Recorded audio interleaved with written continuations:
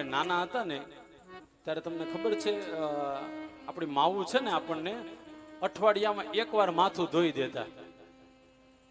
રવિવાર હોય ને એટલે માથું ધોઈ દે. એટલે માથા ધોતા પહેલા શું કરે ખબર છે? આપણી માવું તેલ નાખી દે. પછી તેલ નાખતા નાખતા વચ્ચે જોઈ લે આમાં કઈ બાવ પડ્યા કે નહીં. જોવે ને, નાના હતા ત્યારે મારી યારે ઘટના બનતી આવે એટલે જોઈ દે.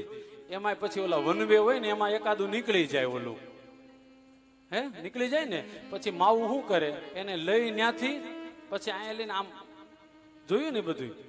હવે તો ચિત્રી ચડે આપણને, કા ડાયા થઈ ગયા ને બહુ આપણે.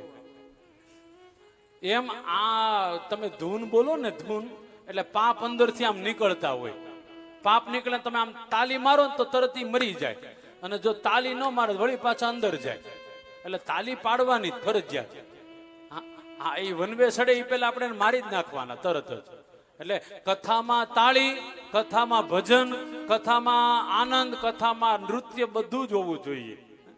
અમારા ગુરુદેવ ભગવાન કે આપણે ત્યાં બે પદ્ધતિ છે કથાની, એક નારદ પદ્ધતિ ને એક વ્યાસ પદ્ધતિ. વ્યાસ પદ્ધતિમાં સંગીતની જરૂર નહીં, એમને લીગલી કથા જ હાલી જાય. પણ નારદ પદ્ધતિમાં બધું સંગીત જોઈએ. આ સંગીત એટલા માટે જ રાખીએ કે તમને હુવા ન દે, સમજી ગયા?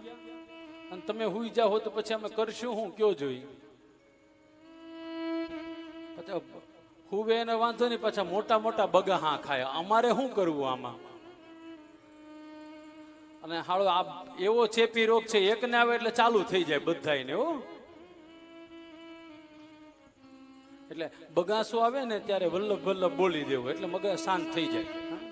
અને આમે ભાઈ એ કથા થતી હોય ને આ બધું આવું વાતાવરણ ચેન્જ થાય, વધારે પડતી ગરમી થવા લાગે ને એટલે અકળામણ વધારે થાય. કારણ કે આપણે શું છે એસી માંથી ડાયરેક્ટ અહીંયા આવ્યા છીએ દેશીમાં, એટલે થોડુંક એવું લાગે આપણને.